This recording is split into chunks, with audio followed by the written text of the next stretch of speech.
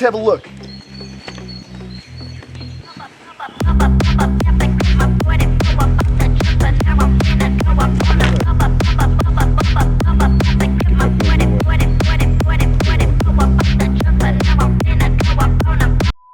I'm Patrick Lancaster, and we have moved to the battle zone in Kursk, Russia, not far from Belgrade, Russia, Kharkiv, Ukraine, and Sumy, Ukraine.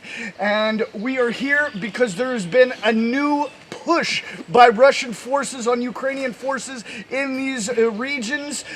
Just days ago, in the Sumy region of Ukraine was taken control of by Russian forces, and Granov in the Kharkiv region of Ukraine was taken control of by Russian forces. And as always, we're here on the spot of the news to show you exactly what's going on. This is the first part of this series where we're going to be traveling to the front line in Kursk and Belgrade, Russia, and as well Kharkiv, Russia. We might even get to Sumy, Ukraine. And we're going to be showing you exactly what's happening here on the ground, going to these front lines between Russia and Ukraine. Now, just so you know, the Kursk region where we are now has been an intense battle. If you haven't seen my other reports, go see that. But Ukraine came across the border between Ukraine and Russia, took control of a lot of Kursk, and then Russia pushed them back. And in Belgrade, they had taken control of territory, and Russia pushed them back. And now Russia is pushing into Kharkiv, Ukraine, and Sumy, Ukraine. And we're going to be showing you what the real battle is here, and what the new developments of this new push and this new territory that Russia is taking control of. And right now, we are here with the Veterans Brigade in the Kursk region, a brigade that we've shown you much times before, but this is going to be the artillery group of this brigade we're going to start with. And actually, we're here in the training position, not far from the actual battles itself. And we're going to be showing you how these artillery teams of the Veteran Brigade of Russian forces train, what's involved with shooting artillery, because it's not like they just have a new recruit and then they go shoot off artillery at the front line. No, there's intense training that goes on for them to learn their craft before they actually go shooting these million-dollar pieces of equipment and come under attack by these drones, because the drones are the biggest threat here on the front line. Right now we're covered by trees, so there shouldn't be any incoming drones here. We're farther away from the front line, so it's a little bit more relaxed here so the people can train, the soldiers can train, and we're going to show you exactly what the training is like, talk to the instructors, and then we're going to be moving to the front line, showing you how these artillery teams fire artillery in support of the taking of territory on the front line in these instances that I said. And we're just going to continue on closer and closer to the front line, showing you all of the information that you're not going to see anywhere else. So stick with us. Remember, I'm a totally independent crowdfunded journalist. Support my work with the link on the screen or in the description. Now, and don't forget, like, share, and subscribe. Now, let's go take a look at the training and see what information we can really find out, because I show you everything. I don't have all the information, not one source does. So don't just watch my reports, watch reports on both sides of the line from as many different sources as possible, because you deserve more. Now let's have a look.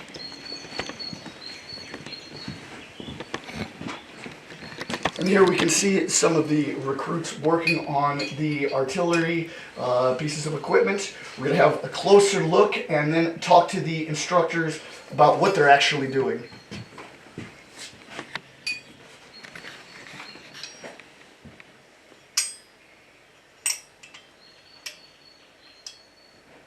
Мой позывной Бич. Я артиллерист в бригаде ветеранов. Занимаюсь непосредственно сейчас тренировкой расчетов артиллерийских орудий нашего дивизиона. Вот для того, чтобы потом они могли более быстро и четко работать на огневых позициях. Ага. И именно что он сделает сейчас? Значит, сейчас проводятся здесь в классе непосредственно занятия по разборке, сборке клин-затвора орудий. соответственно, двух разных систем. Вот.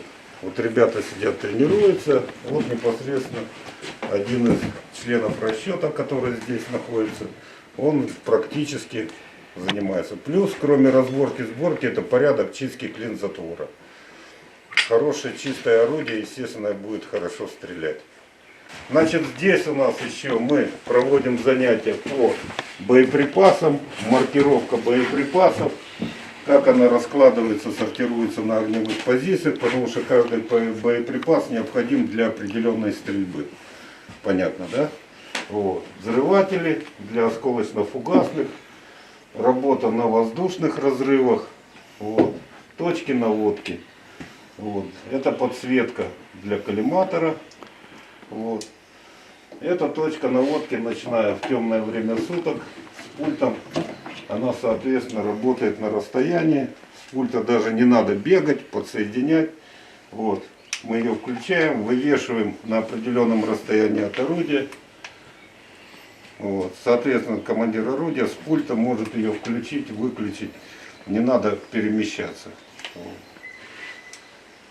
Значит, соответственно, но это уже более профессионально для топопривязчиков, для командиров орудий. Это порядок работы с артиллерийскими приборами, вот, плюс ориентировка.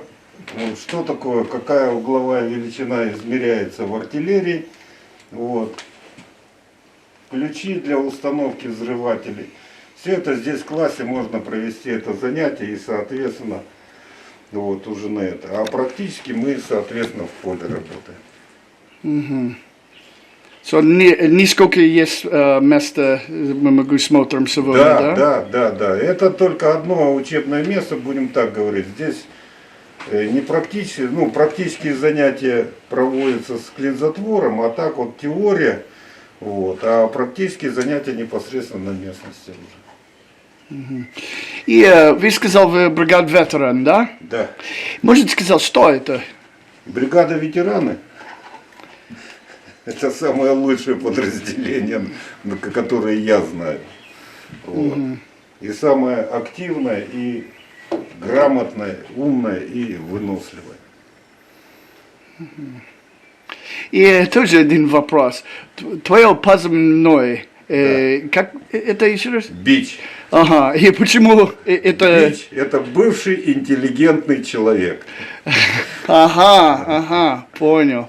Очень интересно. И, как говорится, и в такой обстановке вот, надо, наверное, иногда улыбаться. Понял, спасибо. Сейчас мы сделать что? Сейчас мы будем выходить непосредственно на практические занятия, где у нас проводится ориентирование орудия. Посмотрите, как клин-затвор вставляется, вот Д-30 в частности, как он используется. Вот. Плюс у нас там выставлены прибор артиллерийский, буссоль так называемый. Вот. Но это прибор разведки, топопривязки, с помощью которого мы ориентируем орудие в основном. Один из способов, когда мы ориентируем орудие в основное направление стрельбы. И можно сказать, как процесс тренировки? Мы начинаем, как говорится, не говорится, а начинаем с самого простого. Это обслуживание орудия. Одна из таких тем, это у нас сборка клин-затвора орудия. Вот у нас на два орудия здесь, вот, потому что они не одинаковы по своей механике. Вот. Плюс работа с боеприпасами, как проходит сортировка боеприпасов. Непосредственно снарядов, гильз с порохами и, соответственно, как они готовятся, так называемый ВОК-снарвид, в окончательное снаряженное состояние. То есть это когда боеприпасы приходят, их протирают, осматривают, вот, и потом уже сортируют по маркировке, по индексам и по весовым знакам. Гильзы то же самое, осмотр, протирка, чтобы они чистые были. Вот. Взрыватели, осмотр, механических повреждений не было, соответственно, составляющие, как установка проводится его, потому что у него, по сути дела, 3 положения, как мы считаем. Вот.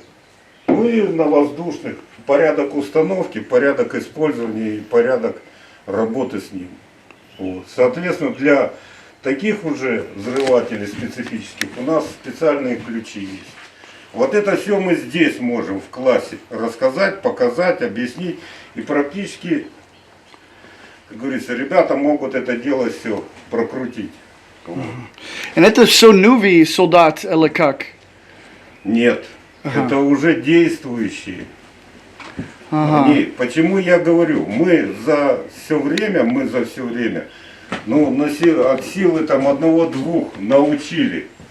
То есть люди, которые приходили в нашу бригаду с нуля, они никогда в артиллерии не были. Вот, и мы их обучали здесь, потом тренировали для того, чтобы могли использоваться в боевой обстановке и работать на орудии. Это все ребята, которые, включая меня, включая командира, которые работали, работают и будут работать на огневой позиции, стрелять. Мы это называем работой, потому что 90% работы в артиллерии это физический труд, честно говоря. Подготовка орудия к стрельбе, боеприпасов, топогеодезическая привязка и ориентирование орудия.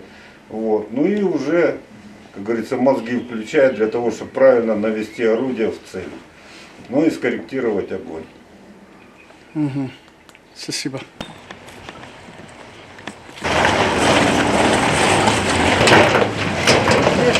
Это место, вот, в частности, ну вот пятачок, лес, непосредственно орудия замаскированы у нас, потому что здесь тоже и птички летают, и опасность есть засечки и прилетов. Вот. Значит, проводим практически ориентирование орудия в основное направление стрельбы. И практическая работа на орудии — это непосредственно тренировка наводчиков и командиров в получении команды и наведение орудия в цель. Вот. Ну вот самое простое, командир орудия. Вот. Подходи сюда. Можно уже, да? Угу. Вот. Ну, мы будем так говорить, мы их тренируем для того, чтобы они знали это. Он этим заниматься может и не будет, но он должен это уметь и знать. Как ориентируется орудие в основное направление стрельбы. Вот. Значит, бусоль у нас ориентирована. Угломер 6-0, основное направление стрельбы. Выставляем. Так, наводчик к орудию. А, и там оружие, Да. Ага. Сейчас что делать? 6-0, да? 6-0. По черной шкале выставляешь 6-0. Да. Как я говорил, ничего не ищешь. Вот.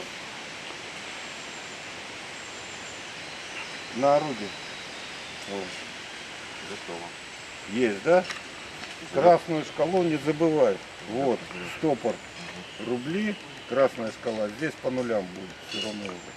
Вот красную шкалу на 0 выставляешь. Тих. Ты не путай, это ты собьешь ориентировку. Здесь на нули вставляю. Да. Вот это, как я говорил, это механизм. Рубли готовы, копейки тоже. Да. Все, проверяем пузырек. И наводим, как я показывал, большой палец сюда, средний сюда, разворачиваешь пузырек.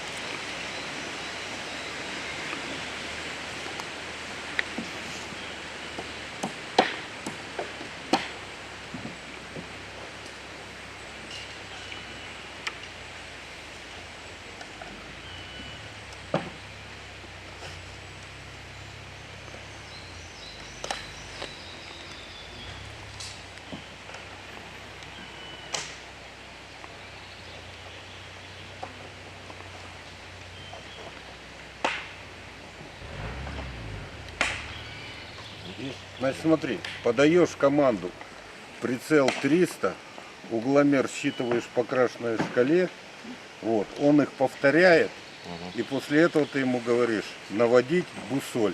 Давай. Прицел 300. Канский! Делай на панораме прицел 300. Да. Как это? То есть мы выбираем средний прицел, который мы используем при стрельбе. Не максимальный, не минимальный, а средний прицел. Есть? Ну, сейчас на прицел выставить.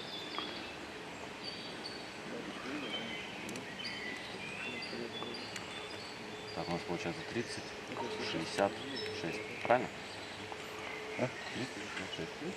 Да. У нас было 29, 66 или 31.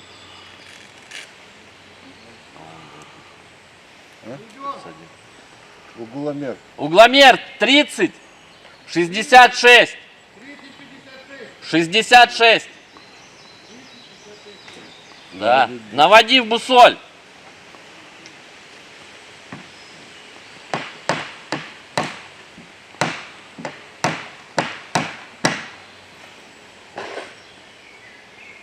И вот это вот не менее 2 раз ты делаешь.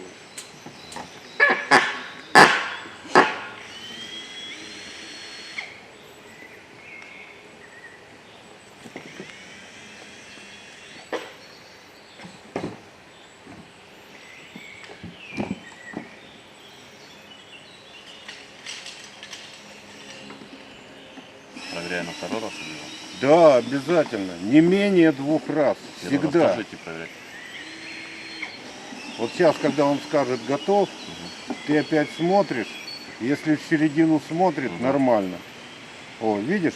Вот он как раз у нас было на 5-0 в прошлый раз, а сейчас на 6-0, то есть на 1-0 вправо уходит. Вот, кстати, когда работаешь с орудием, вот, ты же его первоначально ориентируешь в основное направление стрельбы. Даже по компасу можно. Но это предварительно. А потом ты уже даже смотришь, куда ствол смотрит, блядь, и правильно ли он наводится или нет. Проблем нету здесь. Ты уже, как говорится, это, как бы сверху карты смотришь сверху орудие, как он направляется и где противник находится. Как и хочется сказать, фашисты.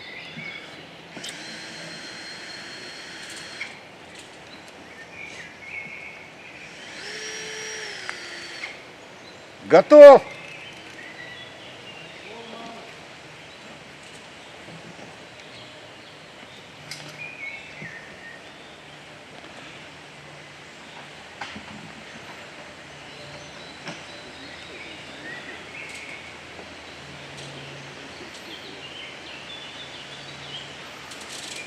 Это самая трудоемкая и самая, будем так, не то что трудоемкая, а самая вот точность работы. От нее зависит уже и работа непосредственно практическая. Проверяй.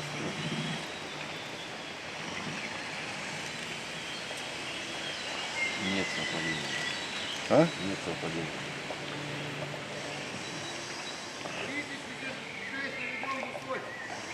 Повтори угломер! 30-66. Давай.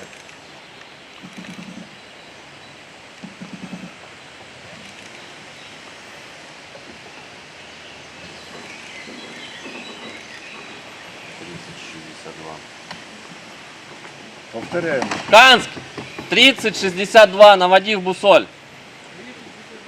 Да. Вот это вот обмен информацией должен быть четко, чтобы ты слышал, как он повторяет, и он слышал, как ты говоришь. Тогда все будет нормально. Как-то так.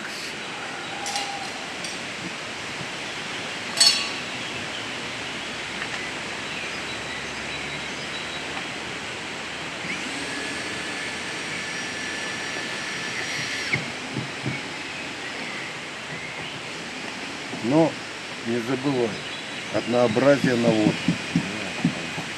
Подъемный механизм, если снизу вверх, он всегда должен так делать. Вот, даже когда ориентирует орудие. Если сверху вниз, то же самое, пузырек загоняет тоже однообразно. То есть вот у него должно быть это. Единственное, что я говорю, мы вот пришли к выводу, что лучше пускай вот он как привык к одной манере. Вот он пускай так и делает. Готов? Да. Да. Есть совпадение? Есть. Все, ставишь задачу. Пойду проверяю его, да? Так, давай команду. Есть совпадение, кричи ему. Есть совпадение! И второе, это отметиться по точке наводки. Ну, а мы сейчас туда и пойдем. Канск, отмечайся по точке наводки. Так, какой у нас? 3062. Все, идем туда. Нам туда.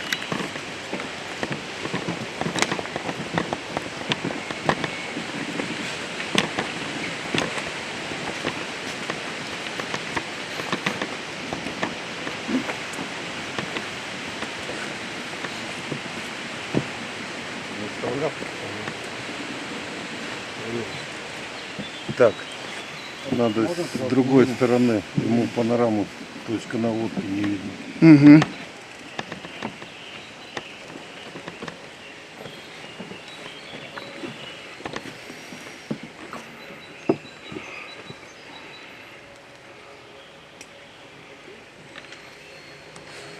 Ну, идем. Какой номер? 54. 34. 54, 34. 34. Все, есть. Так, клин затвора. Давай. Значит, смотрите. Значит, у нас стопор утоплен. Вот. Понял, да? Вот. Чтобы клин затвора вставить, там спуск был? Я сейчас узнаю. Давай. Вот. Видишь эти?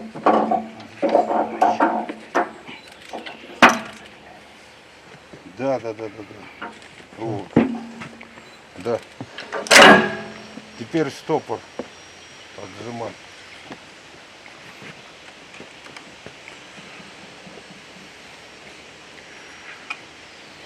Значит, параллельно во время тренировок мы тренируем весь расчет и командиров, и наводчиков, и заряжающих, и номеров расчетов на взаимозаменяемость.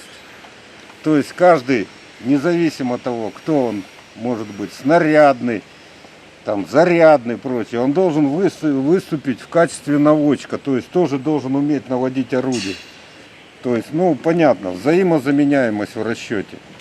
Вот, точно так же, как наводчик должен уметь заряжать орудие, работать с боеприпасами, работать со взрывателями.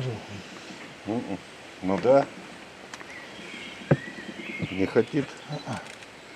Ну, ладно. Так, смотрим. Ладно, не надо. Значит, вот эти вот. Я специально держу, чтобы пальцы себе не... Вот эти вот, когда ты нажимаешь, кулачки уходят внутрь. Вот. Снимаешь, соответственно, рукоятку.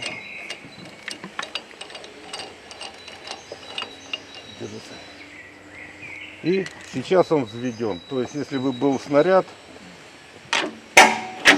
он бы вылетел. Нахуй. Вот этот для повторного взвода. В случае осечки. Да. Но если произошла осечка, то есть нет выстрела, ждите не меньше минуты. Могут быть отсыревшие заряды, но вы знаете это дело. Лучше подождать. И никогда в створе не стоять. Никогда. Вот. Почему наводчик после того, перед тем, как сделать выстрел, когда он наведен, командиру орудия говорит: готов! Вот. Командир орудия кричит, командует, что? Орудие. Огонь! Тут выстрел. Тот наводчик перед тем, как сделать спуск, вот, он все должен скомандовать. Выстрел. И какие-то доли секунды. Выстрел! Пауза. И потом нажимает. Для того, чтобы расчет, который возле орудия, мог присесть, уши закрыть и ни в коем случае не стоять это. Вот. И так все члены расчета. Вся команда. Как-то так. Вот этот клин затвора, который запирает. То есть, когда мы, вот смотрите, принцип работы его.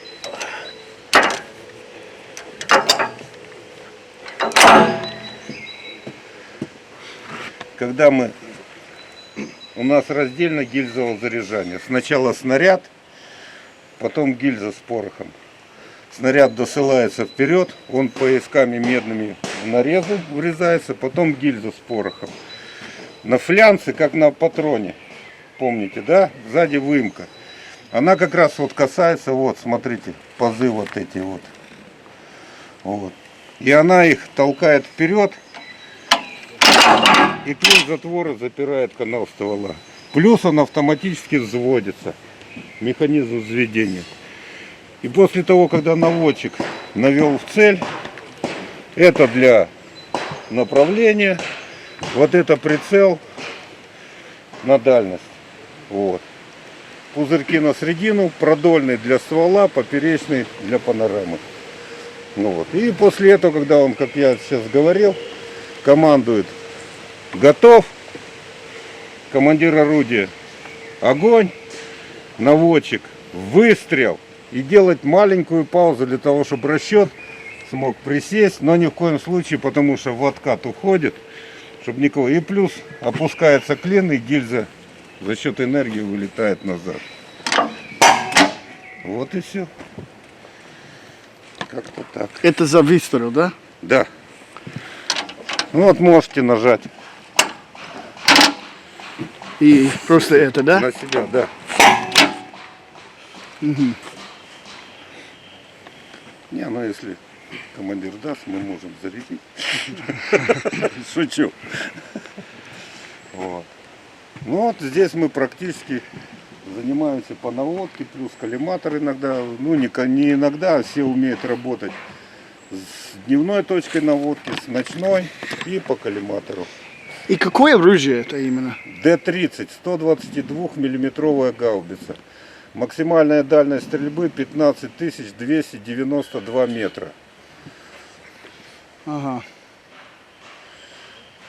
Мы ее иногда снайперкой называем. При хорошем выверенном орудии и четкой работе расчета у нее кучность снаряды разлетается максимум на одном и том же прицеле угломере. Вот, разлетается в радиусе 3-5 метров. Кучность очень хорошая. Вот я командиром орудия работал на этом орудии, ну, соответственно, в боевой обстановке. Вот. Там на самом деле вот, удачная. Ей бы дальность, конечно, побольше, честно говоря, но имеем, что имеем. А так, я говорю, тренировка. И именно мы добиваемся того, чтобы к концу, сколько надо, там 2, 3, 4 неделя, вот, взаимозаменяемость в расчете. То есть каждый член расчета, независимо кто он должен уметь и наводиться, разбирать, собирать клин затвора для обслуживания, уметь работать с боеприпасами, сортировать их. Вот этого мы должны добиться в первую очередь. Вот. Естественно, наводчик, он мастер своего дела, заряжающий он мастер и по клин затвору, и по зарядке. Вот. Снарядные, так называемые, они умеют работать с боеприпасами, со взрывателями, но это должны уметь все в расчете, так называемые взаимозаменяемые. Вот этого мы должны добиться за счет наших тренировок. Ну и, в принципе, добиваемся. Вот. Все. И все это последнее место или мы еще место? Здесь больше нет таких мест. Ага, хорошо. Все, спасибо большое.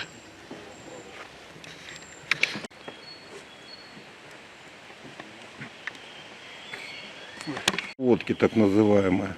Ага, А это точная наводка уже идет. И угломерные шкалы. ага, ага.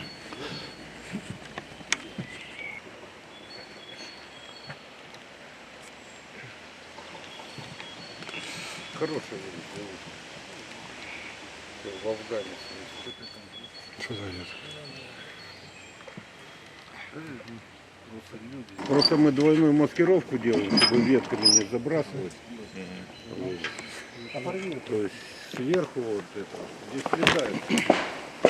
Сегодня, наверное, из-за погоды ехал, был вообще.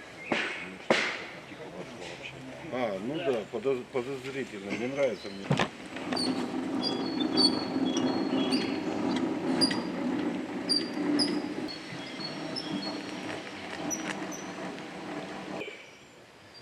All right, and that was the training of the Veteran Brigade in Russian forces of the D-30, and we've shown you what the artillery members train, how they do their work, and we're going to be actually showing you the work in action soon. We're going to be going to artillery positions where they're firing on the Ukrainian soldiers and Ukrainian forces, and as I said, both the Sumy region of Ukraine and the Kharkiv region of Ukraine, supporting the pushes that are taking these new territories from Ukraine. And now we're going to be moving on to the next location and showing you everything we can in between that you're not going to see in the mainstream media. We show you what they won't or can't. So please stick with us, like, share, subscribe. Remember, I'm a totally independent crowdfunded journalist. You support my work with the link on the screen or in the description. Remember, I don't have all the answers. I don't have all the information. Get as much information from as many different sources as possible. Not one source has all the information. If they say they do, they're lying to you and hiding things from you. Think for yourself. Get as much information as possible from as many different sources. Now let's go get some information.